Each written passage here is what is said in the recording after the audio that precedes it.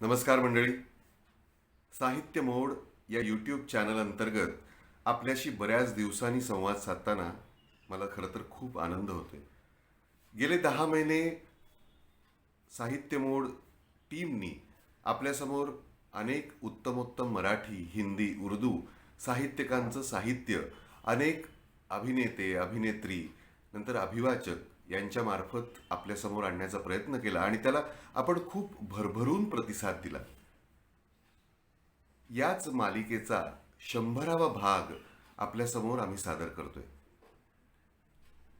आणि हे सादर करताना मी प्रथम एक चंद्रशेखर गोखले यांचा एक लेख आणि त्याच्यानंतर धनश्री एक कथा आपल्यासमोर सादर करणार आहे. आणि हाही भाग असाच तुम्ही उचलून धराल याची मला पूर्णपणे खात्री आहे. चंद्रशेखर गोखले यांचा एक लेख. दुसरीत असताना एक धडा होता. एका वर्गात वार्षिक तपासणी सुरू असते. पाहुणे येतात. 2 मुलांना वर्गासमोर उभं करून विचारतात, सांगा बघू, यात श्रीमंत कोण आणि गरीब कोण? एक दात किडका हडकुळा मुलगा उभा असतो, पण त्याच्या अंगावर मखमली सदरा असतो, टेरिकॉटची विजार असते, गळ्यात सोन्याची साखळी असते, पायात महागडे बूट असतात. दुसरा मुलगा सुदृढ असतो, स्वच्छ दातांचा, हसतमुख. त्याच्या गळ्यात दत्तात्रेयाचा काळा धागा असतो, पायात साध्या चपला असतात. मुलं काय, पहिल्या मुलाकडे बोट दाखवून सांगतात, हा श्रीमंत आहे म्हणून. हे कसले धडे आणि यापासून आपण काय धडा घ्यायचा? गरीब आणि श्रीमंत हा भेद मात्र त्या कोवळ्या वयात मनात जो ठसला तो 50 पर्यंत. तेव्हा आमच्या समोर श्रीमंत मुलगा म्हणून यायचा तो आमच्या वर्गातला अर्णव तळवलकर. तो राहायलाही आमच्या समोरच होता. ज्या काळात शेखर, मकरंद, उदय, दिलीप अशी ठरलेली नावं असायची, त्या काळात या तळवलकरांच्या मुलाचं नाव अर्णव होतं आणि त्याच्या धाकट्या बहिणीचं नावही असंच खास, जय जयवंती. तशी अर्णवकडची प्रत्येक गोष्टच खास होती. त्या काळात त्याच्या हॉलमध्ये फ्रीज होता, जेवायला बसण्यासाठी डायनिंग टेबल होतं, फुलदाणीत कायम ताजी फुलं ठेवलेली असायची आणि टेबलावर डिशमध्ये रसरशीत ताजी फळं असायची. त्याची आई बिन बाह्यांचे ब्लाऊज घालायची आणि घरात चालताना पायात स्लीपर घालायची. आणि आमच्याकडे आमच्याकडे सतत ओचा पदर खोचलेली, सतत कामात गर्क असलेली माझी आई. एक अंधारं स्वयंपाकघर जिथे सतत तळणीचं काम चालायचं. एक दुर्मुखलेली बैठकीची खोली, 2 खुर्च्या कधीकाळी घेतलेल्या. आलेली पत्र अडकवण्यासाठी एक तार खिडकीत कायम लटकलेली असायची. केवढा हा विरोधाभास! कधी अर्णवकडे जावं लागलं तर त्याची आई भूतदया दाखवल्यासारखं माझ्याशी चांगलं वागायची. अर्णवला माझ्याशी बोलण्यात काही इंटरेस्ट नसायचा, पण त्याची आई माझ्यासमोरच त्याला समजवायची, असं नाही करायचं, शेखर तुझ्या वर्गात आहे ना. आणि मग अर्णव माझ्याकडे आणखीनच तुच्छतेने बघायचा, कारण शाळेत बाई माझ्याशी कशा वागतात हे त्याला माहिती होतं.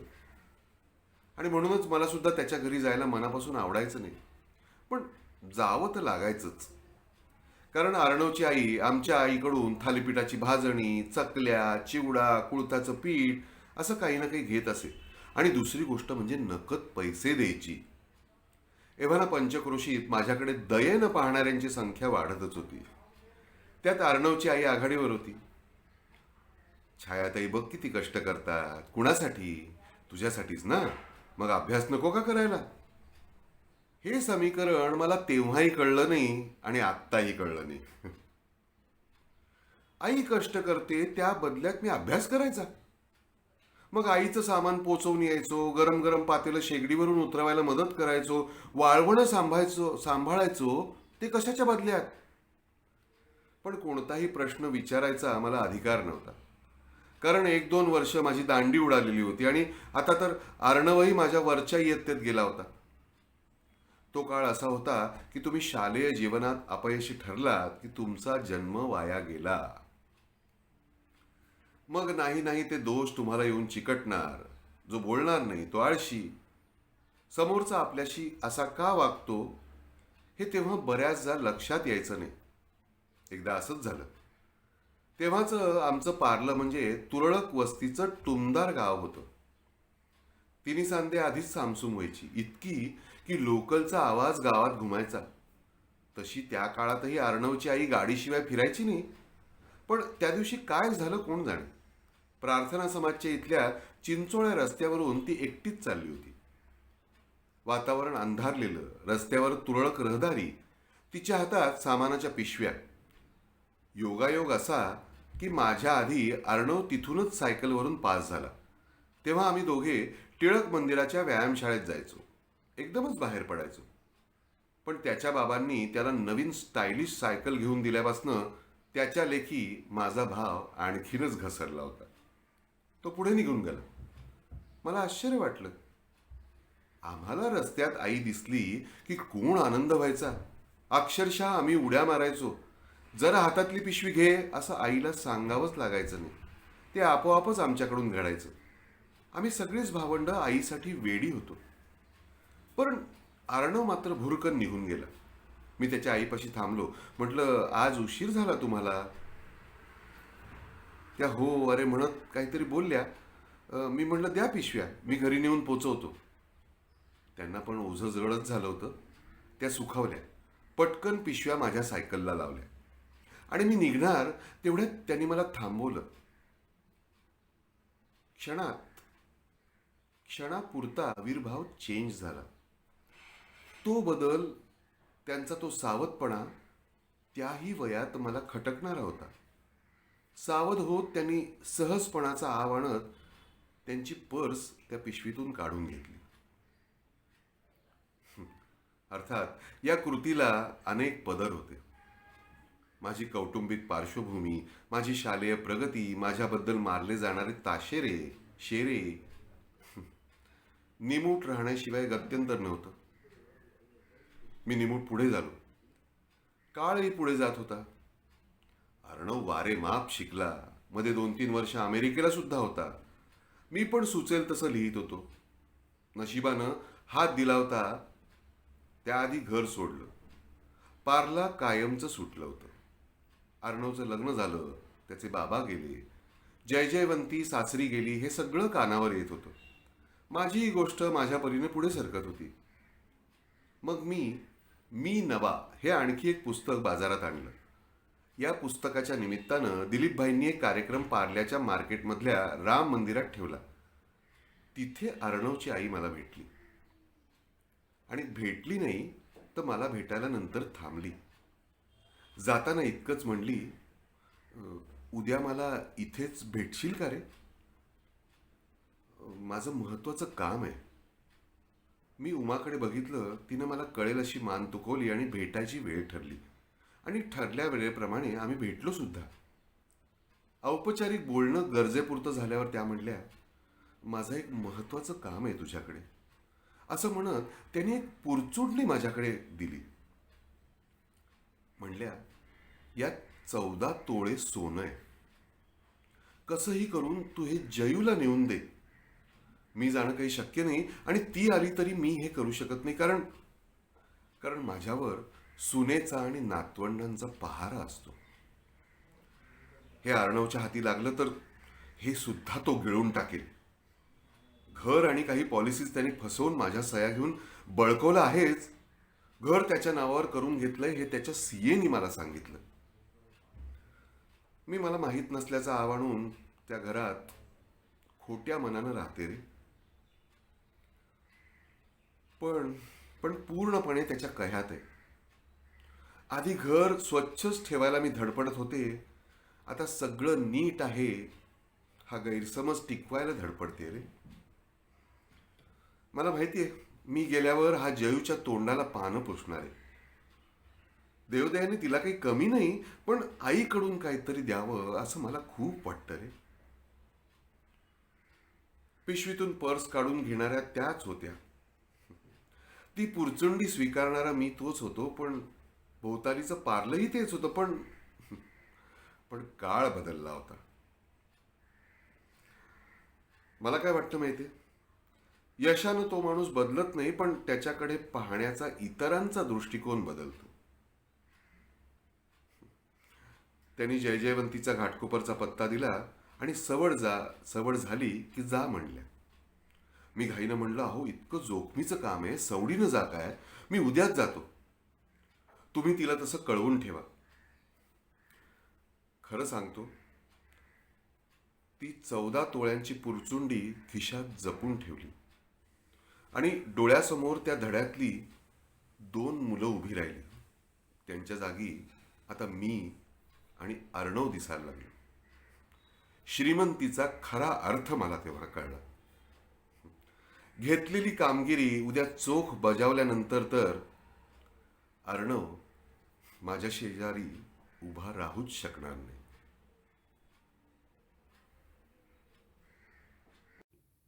नमस्कार दोस्तों, मैं धनुश्री करमरकर साहित्य मोड़ यूट्यूब चैनल पर आप सभी का स्वागत करती हूँ।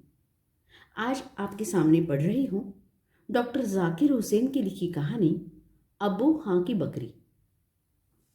हिमालय पहाड़ पर अल्मोड़ा नाम की एक बस्ती है। उसमें एक बड़े मियाँ रहते थे। उनका नाम था अब्बू खां। उन्हें बकरियां पालने का बड़ा शौक था।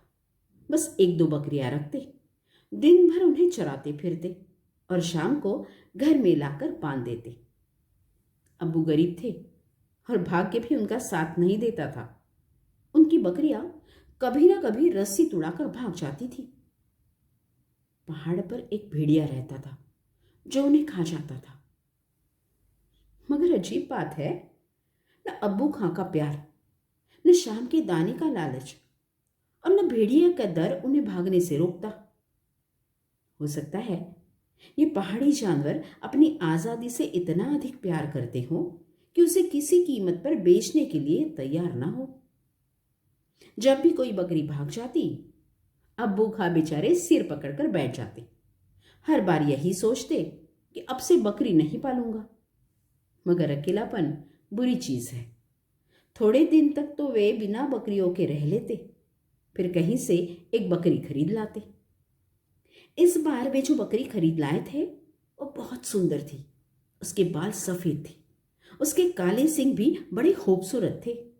सीधी इतनी थी कि चाहे कोई बच्चा दूह ले। अब्बू खां इस बकरी को बहुत चाहते थे। उसका नाम उन्होंने चांदनी रखा था। दिन भर उससे बातें करते रहते। अपनी इस नई बकरी के लिए उन्होंने एक नया इंतजाम किया। घर के बाहर उनका छोटा सा खेत था। उसके चारों ओर उन्होंने बाड़ बंधवाई। इसके बीच में वो चांदनी को बांधते थे। रस्सी इतनी लंबी रखते कि वो खूब इधर उधर घूम सके। इस तरह बहुत दिन बीत गए। अब्बू खां को विश्वास हो गया कि चांदनी कहीं नहीं जा सकती। मगर अब्बू खां धोखे में थे। आजादी की इच्छा इतनी आसानी से किसी के मन से नहीं जाती। चांदनी पहाड़ की खुली हवा को भूल नहीं पाई थी। एक दिन चांदनी ने पहाड़ की ओर देखा। उसने मन ही मन सोचा, यहाँ की हवा और वहां की हवा का क्या मुकाबला। फिर वहां उछलना कूदना, ठोकरें खाना और यहाँ हर वक्त बंधे रहना। मन में इस विचार आने के बाद चांदनी अब पहले जैसी न रही। वो दिन पर दिन दुबली होने लगी। न उसे हरी घास अच्छी लगती और न पानी मजा देता। अजीब सी दर्द भरी आवाज में वो मैं चिल्लाती रहती। अब्बू खां समझ गए कि कोई न कोई बात जरूर है, लेकिन उनकी समझ में न आता था कि बात क्या है। एक दिन अब्बू खां ने दूध दूह लिया तो चांदनी उदास भाव से उनकी ओर देखने लगी, मानो कह रही हो, बड़े मियाँ अब तुम्हारे पास रहूंगी तो बीमार पड़ जाऊंगी, मुझे तो पहाड़ में जाने दो। अब्बू खां मानो उस बात को समझ गए। चिल्लाकर बोले, या अल्लाह, ये भी जाने को कहती है। वे सोचने लगे, अगर ये पहाड़ पर चली गई तो भेड़िया इसे खा जाएगा। पहले भी वो कई बकरियां खा चुका है। उन्हें चांदनी पर बहुत गुस्सा आ रहा था। उन्होंने तय किया कि चाहे जो हो जाए, वे चांदनी को पहाड़ पर नहीं जाने देंगे। उसे भेड़िए से जरूर बचाएंगे। अब्बू खां ने चांदनी को एक कोठरी में बंद कर दिया। ऊपर से सांकल चढ़ा दी।